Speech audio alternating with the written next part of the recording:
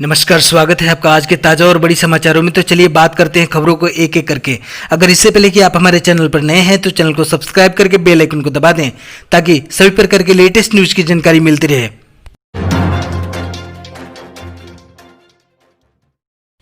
PM Modi 3 अक्टूबर को करेंगे अटल tunnel का उद्घाटन, भारतीय सेना को मिलेगी मदद। जी हां, आपको बता दें कि हिमाचल प्रदेश में लाहौल स्पीति की महत्वपूर्ण परियोजना अटल टनल रोहतांग बनकर तैयार हो चुकी हैं। आगामी 3 अक्टूबर को प्रधानमंत्री नरेंद्र मोदी अटल टनल का उद्घाटन करने के लिए लाहौल जाएंगे। प्रधानमंत्री मोदी के आवागमन एवं उद्घाटन समारोह को लेकर बुधवार को मुख्यमंत्री जयराम ठाकुर ने केलांग में अधिकारियों के साथ बैठकर तैयारियों का जायजा लिया।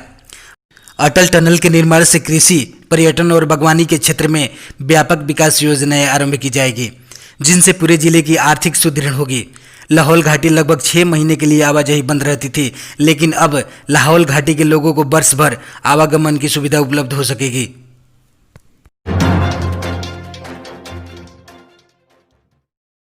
दीपिका पादुकोण को 25 सितंबर को, श्रद्धा कपूर और सारा अली खान 26 सितंबर को एनसीबी के सामने पेश होगी। जी हां, आपको बता दें कि ड्रग्स केस में अभिनेत्री दीपिका पादुकोण, श्रद्धा कपूर, सारा अली खान, रकुल प्रीत सिंह और सिमोन खमाटा समेत 7 लोगों के खिलाफ नारकोटिक्स कंट्रोल ब्यूरो ने पूछताछ के लिए समन भेजा है। अगले 3 दिनों तक सभी को बयान दर्ज करने के लिए पेश होना होगा। दीपिका पादुकोण मुंबई में नहीं है। अभिनेत्री 25 सितंबर को एनसीबी के सामने पेश हो सकती हैं। रकुल प्रीत सिंह और सिमोन खमाटा को गुरुवार को एनसीबी के सामने पेश होना होगा। श्रद्धा कपूर और सारा अली खान 26 सितंबर को एनसीबी के सामने पेश होगी। इससे पहले एनसीबी ने मंगलवार को अभिनेत्री दीपिका पादुकोण की मैनेजर करिश्मा प्रकाश और कान टैलेंट मैनेजमेंट एजेंसी के सीईओ ध्रुव चितकोबर को भी तलब किया था, लेकिन प्रकाश खराब स्वास्थ्य के कारण एजेंसी के सामने पेश नहीं हो पाई थी। एनसीबी के अधिकारियों ने मंगलवार को कहा कि वे आवश्यकता पड़ने पर पादुकोण को भी तलब कर सकते हैं। सूत्रों ने बताया कि कथित रूप से नशीली पदार्थों को लेकर व्हाट्सएप पर की गई बातचीत एजेंसी के दायरे में है।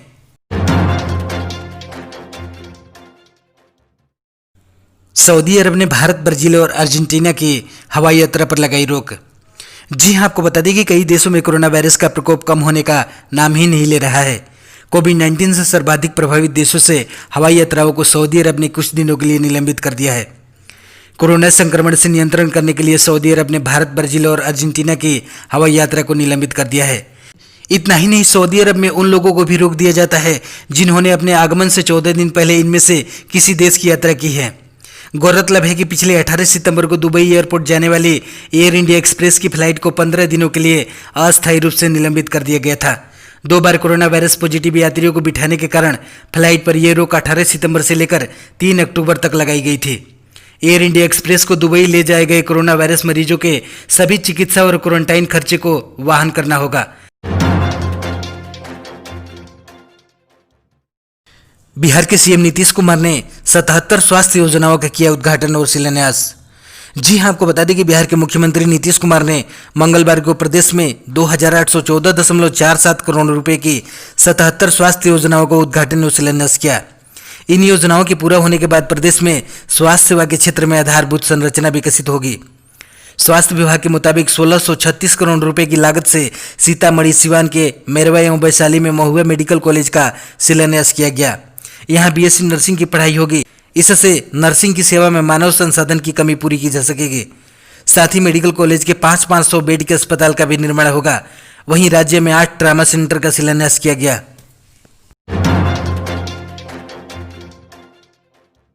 सोने और चांदी की कीमतों में फिर आई बड़ी गिरावट। जी हां, आपको बता दें कि घरेलू बाजार में बुधवार को सोने और चांदी की हाजिर कीमतों में भारी गिरावट दर्ज की गई। एचडीएफसी सिक्योरिटी के अनुसार बुधवार को राष्ट्रीय राजधानी दिल्ली में सोने के भाव में 614 रुपये की गिरावट दर्ज की गई। इस गिरावट से दिल्ली में सोने का भाव 50,750 रुपये प्रति 10 ग्राम पर रह गया है। अंतर्राष्ट्रीय बाजार में सोने की कीमतों में गिरावट के चलते ही भारतीय सराफा बाजार में कीमतों में कमी दर्ज की गई है। गौरतलब है कि इससे पहले कारोबारी सत्र में मंगलवार को सोना 51,364 रुपये प्रति 10 ग्राम पर बंद हुआ था। वहीं चांदी के घरेलू हाजिर भाव में भी बुधवार को बड़ी गिरावट दर्ज की गई है। इसमें 1,898 रुपये प्रति किलोग्राम की गिरावट दर्ज की गई है। इस गिरावट में चांदी की कीमत 59,720 रुपये प्रति किलोग्राम पर आ गई है। गौरतलब है कि इससे पहले कारोबारी सत्र में चांदी 61,618 रुपये प्रति किलोग्राम के भाव पर बंद हुई थी। कृषि बिल को लेकर उफान पर सियासी संग्राम। राष्ट्रपति से भी मिलेंगे विपक्षी पार्टियां। जी हां, आपको बता दें कि संसद से पारित किसान बिल को लेकर सरकार और विपक्ष के बीच जंग छिड़ी हुई है। इस बिल को लेकर राज्यसभा में हंगामा हुआ था, जिसके बाद 8 सांसदों को निलंबित कर दिया गया था। उसके बाद से ही समूचे विपक्ष ने संसद के दोनों सदनों का बहिष्कार किया हुआ है। आज शाम 5 बजे ही विपक्षी पार्टियां राष्ट्रपति रामनाथ कोविंद से मुलाकात करेगी। इस बीच संसद परिसर में विपक्षी पार्टियां प्रदर्शन कर रही हैं। इस दौरान सभी पार्टियों के हाथ में किसान बचाओ के प्ले कार्ड भी हैं। प्रदर्शन में कांग्रेस के जयराम रमेश, गुलाम नबी आजाद, तृणमूल कांग्रेस के डोरेक ओब्रायन समेत विपक्ष पार्टी के कई नेता मौजूद हैं। संसद परिसर में विपक्षी पार्टियों के नेताओं ने गांधी मूर्ति से लेकर अंबेडकर मूर्ति तक मार्च निकाला। बता दें कि किसान बिल को लेकर कुल 16 पार्टियों ने राष्ट्रपति को चिट्ठी लिखी है। बुधवार शाम की मुलाकात के दौरान सिर्फ 5 पार्टियों के नेता ही मिल पाएंगे, क्योंकि कोरोना संकट है, इसलिए कम से कम लोगों की जाने की मंजूरी मिली है। हालांकि ये सभी नेता विपक्षी पार्टियों की चिंताएं को व्यक्त करेंगे। इनमें कांग्रेस, टीएमसी, सपा, डीएमके और टीआरएस के प्रतिनिधि शामिल होंगे।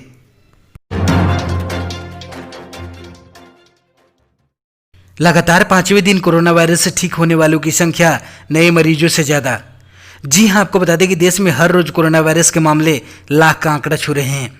कई दिनों से देश में रोज कोरोना के कुल मामले 54, 55 और अब 56 लाख के पार हो गए हैं।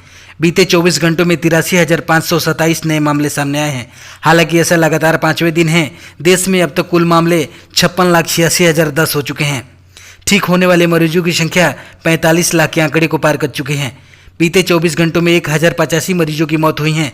इस वायरस से कुल अब तक 90,020 मरीजों की मौत हो चुकी है। पिछले 24 घंटों में ठीक हुए मरीजों की संख्या 89,746 है। वहीं अब तक कुल 45,87,613 मरीज ठीक हो चुके हैं। देश में रिकवरी रेट 81.25% चल रहा है।